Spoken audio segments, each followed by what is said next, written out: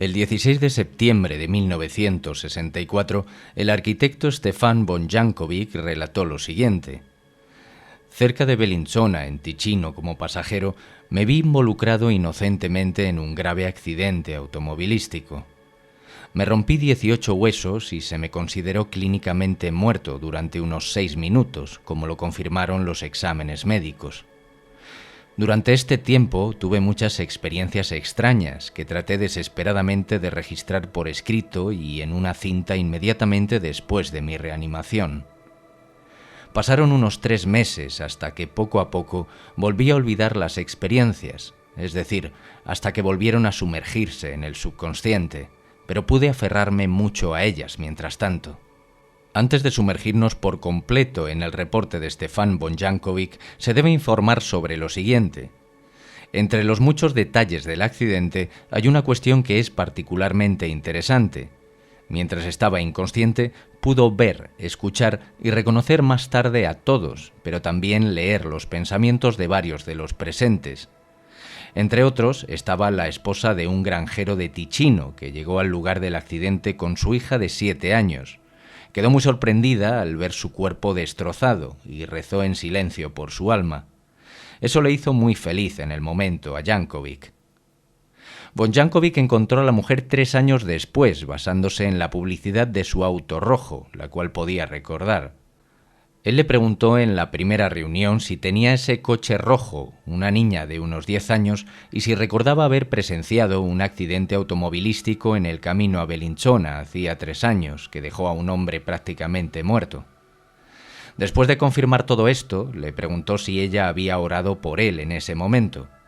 Solo cuando la mujer confirmó esto, Jankovic se presentó como la exvíctima de tráfico. Volvamos ahora al texto del libro. Las experiencias que describe incluyen la llamada revisión de la vida, que se reprodujo clara y distintamente frente a él después de lo que denominó la salida de la consciencia del yo del cuerpo gravemente herido. Dice: «En esta película vi toda mi vida y todas las situaciones se recrearon ante mí. Las imágenes eran nítidas, claras y transparentes. Yo era el actor principal y el espectador al mismo tiempo. Me observé desde todos los lados a la vez, desde arriba, desde abajo, desde adentro y desde afuera.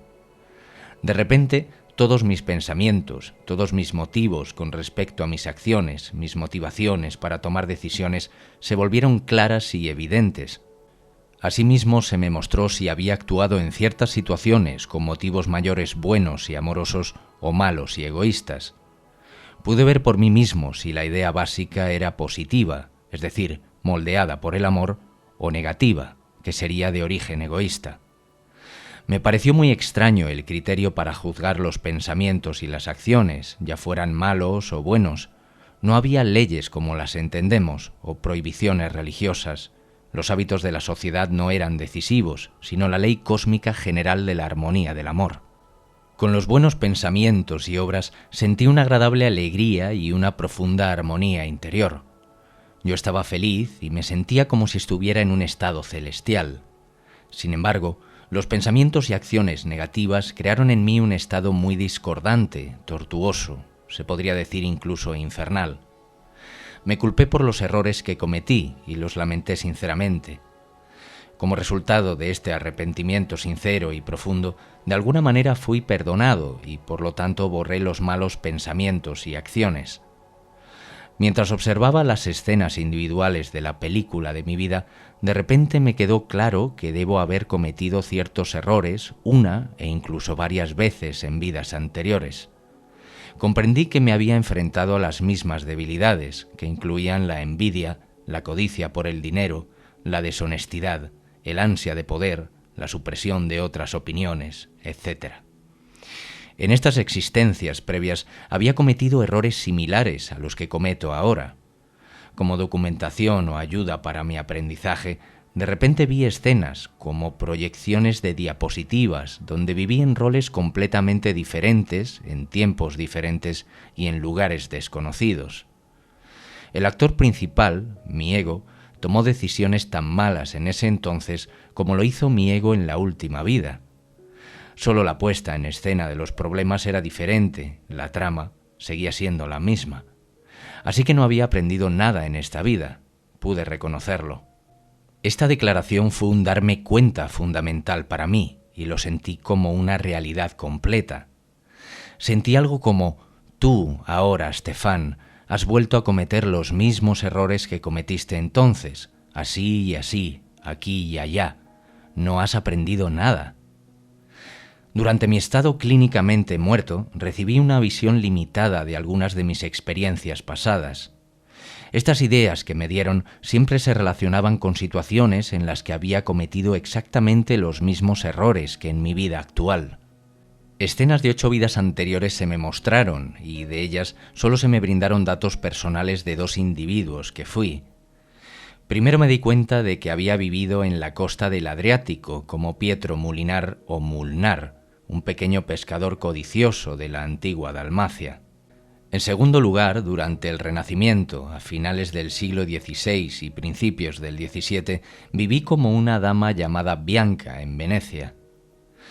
No me preguntes cómo sé todo esto. Durante la película de mi vida, de repente me di cuenta de ello. De repente me di cuenta, lo recordé y lo acepté como un hecho. No pude proporcionar evidencia científica, pero ni siquiera siento la necesidad de hacerlo, porque personalmente tengo la certeza absoluta de que es como lo vi en esa especie de película. Fue muy interesante visitar después como turista las zonas en las que había vivido. A menudo me sentía como en casa y conocía la zona sorprendentemente bien. Rara vez se dieron recuerdos adicionales conectados a una vida pasada, pero fue algo muy intenso en Creta, en Egipto, en Venecia, el sur de Inglaterra y en el territorio del antiguo reino de Dalmacia. Mi afición es navegar por el Mediterráneo, me siento muy cómodo allí, y el norte del Adriático es una especie de casa para mí. Por otro lado, tenía una sensación muy desagradable y opresiva al noroeste de Atenas, donde sufrí mucho como una campesina pobre. El pequeño pescador italiano, Pietro, me dejó la impresión más duradera en la película de mi vida. Conscientemente comparé los errores que cometí en ese entonces con los errores que cometí ahora. Durante mi estancia en la clínica de Bellinzona se despertó en mí la profunda convicción interior de que yo era el Pietro que nació en 1856 y murió a la edad de 62 años. Como dije, para mí esta afirmación era la realidad absoluta. Este Pietro vivía en un pequeño pueblo de pescadores. Su pequeña casa amarilla era la quinta al lado de un puente de piedra que se encontraba en la bahía. Él, o más bien mi yo anterior, era dueño de un modesto bote de remos con velas pequeñas. Era muy pobre, pero también tacaño. Mi mejor amigo era un monje con el que crecí. A menudo salíamos a caminar juntos o nos sentábamos en ese pequeño puente. Veíamos la puesta de sol y discutíamos sobre distintas cosas como la naturaleza, la gente y la vida. Él, el monje, quería convertirme a mí, ya que en esa vida era ateo, pero no tuvo mucho éxito. Aún así, lo admiraba al mismo tiempo. En retrospectiva, entiendo por qué, después de mi accidente, no tuve ningún problema para aprender italiano. Me di cuenta de que tras la experiencia, de repente en el hospital simplemente entendía italiano, porque recordaba este idioma de mi vida anterior. Hoy hablo italiano sin haber leído libros o haber aprendido la gramática. Puedo charlar sin problema, participar en debates en italiano y dar conferencias en el idioma. Mi amigo, el monje, más tarde confirmó mi existencia anterior como Pietro de una manera muy extraña e impresionante. Durante mi estado de muerte clínica, reconocí al antiguo monje como un buen amigo en mi vida presente. Ahora era director de uno de los bancos suizos y vicepresidente de la sucursal en el Rockefeller Center de Nueva York. Un día, años después de mi accidente, le conté extensamente mis experiencias en el estado de muerte clínica. También mencioné nuestro encuentro hace unos 100 años en un pueblo pesquero italiano. Él, como gerente de banco que piensa en la realidad y se preocupa por los negocios, describió mi idea como una fantasía, quimeras poco realistas y alucinaciones confusas. Traté de convencerlo de mi opinión, pero no quería saber ni recordar nada. A pesar de todo, tras mi insistencia, llegamos a un pacto de caballeros. En este arreglo acordamos que cualquiera de nosotros que muriera primero debería enviar al otro un aviso de nuestra disputa por algún medio. En otras palabras, habría que confirmar si mis afirmaciones sobre la muerte, la reencarnación y demás eran pura fantasía o si tenía razón en que nosotros, el director de banco y yo, estuvimos juntos en la costa del Adriático hace unos 100 años y que habíamos sido amigos en aquel pequeño pueblo de pescadores. Desafortunadamente, mi amigo, el gerente bancario, murió de un ataque al corazón en Nueva York en el otoño de 1970. Esperé y esperé una señal, pero no pasó nada. No aparecieron signos positivos ni negativos. Estaba a punto de abandonar todo este experimento cuando en enero de 1971 sucedió de repente algo imprevisto. Una tarde estaba visitando en Zúrich a una querida amiga que parecía tener muy buenas habilidades mediúmnicas.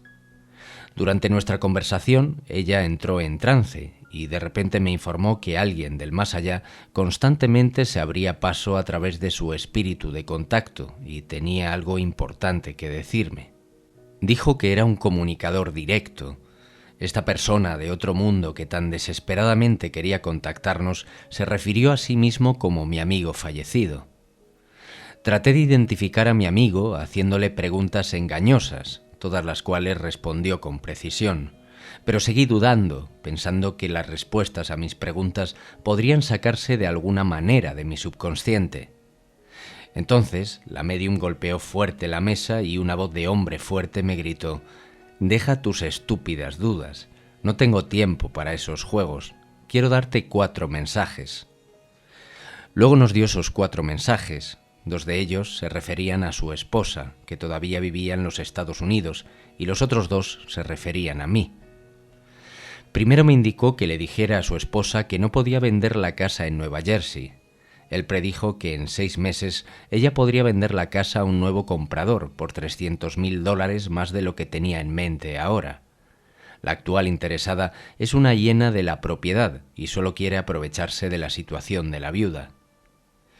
El segundo mensaje se refería a su hija Minnie, quien llevaba 2 años desaparecida, presuntamente fue secuestrada y luego asesinada, y entonces tenía 17 años.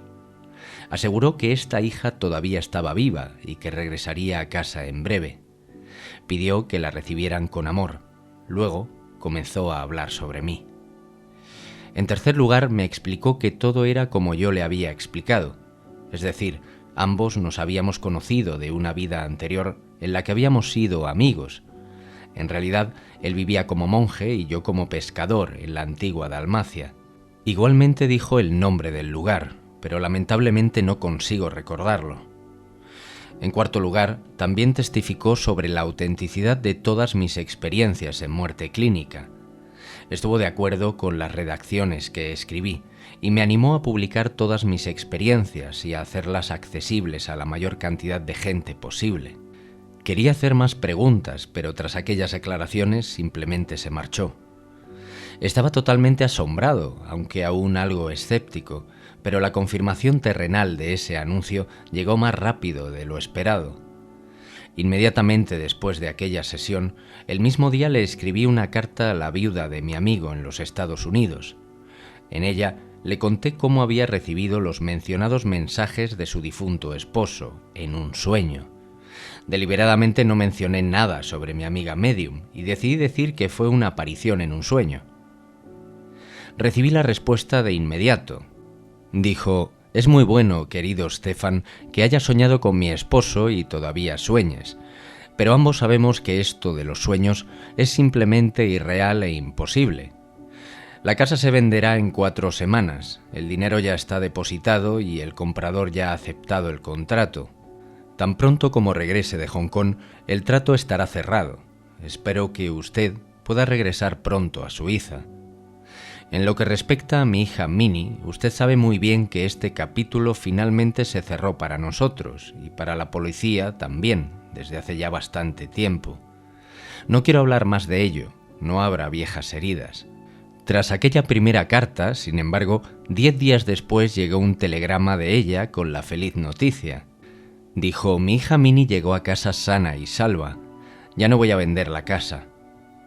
Efectivamente, y al final, vendió la casa después de los 6 meses previstos. Esta se vendió a un nuevo cliente potencial, a un precio que era de $290.000 más alto, y de hecho, era el valor real.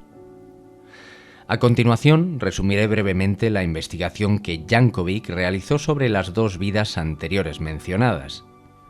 La verificación de su supuesta vida en Dalmacia fue difícil en la medida en que se desconocía el nombre del lugar. Así que en 1988 marcó en un mapa la zona en la que quería empezar a buscar desde el velero. En una meditación aparentemente recibió más información, y en un viaje en velero encontró un pueblo costero con las características que recordaba o que había anotado en su redacción del hospital. Reconoció su antigua casa, el puente, la iglesia sin torre, solo que en el sitio de la antigua playa había ahora un muro que delimitaba el muelle. El pastor de la iglesia no pudo ayudarlo mucho en su búsqueda porque todos los documentos contemporáneos habían sido destruidos durante el gobierno titoísta comunista. Ya no había residentes vivos llamados Mulnar o Mulinar. La iglesia estaba a cargo de los monjes en el momento en cuestión. Por su cuenta, buscó en el viejo cementerio cubierto de maleza del pueblo y encontró una lápida derribada en la que estaba escrito el nombre Mulnar. Jankovic también había hecho un boceto de la casa en Venecia después de su accidente. Él lo describe como inusualmente veneciano, con 2 ejes y 2 balcones, una estructura extraña en lugar de la cornisa y losas de granito frente a la casa en la calle. El canal estaba frente a la casa vecina. En la meditación asoció la casa con el número 1727. Aquí tampoco había ninguna pista sobre el área más estrecha en la que debería de buscar su casa en el mar de casas venecianas, por lo que buscó en los alrededores inmediatos, pendulando sobre el mapa de la ciudad. Cuando llegó allí y dobló por una pequeña calle lateral, reconoció su casa con los 2 balcones, y la casa en realidad tenía el número 1727. En el balcón derecho encontró un agujero en la pared que recordaba haber servido como secreto. Esto en realidad servía como buzón para las cartas de amor en la antigüedad. También encontró la iglesia y el pequeño canal que había visto y recordado una y otra vez. El caso de Jankovic es impresionante por muchas cosas. Otro de los casos en los que se activaron recuerdos de vidas pasadas durante la experiencia cercana a la muerte, siendo parcialmente verificados, se puede encontrar en una obra de la literatura clásica de las ECM. Si es posible, traduciremos y analizaremos toda la información que existe sobre este caso, ya que desafortunadamente está únicamente disponible el alemán. Un abrazo y hasta pronto.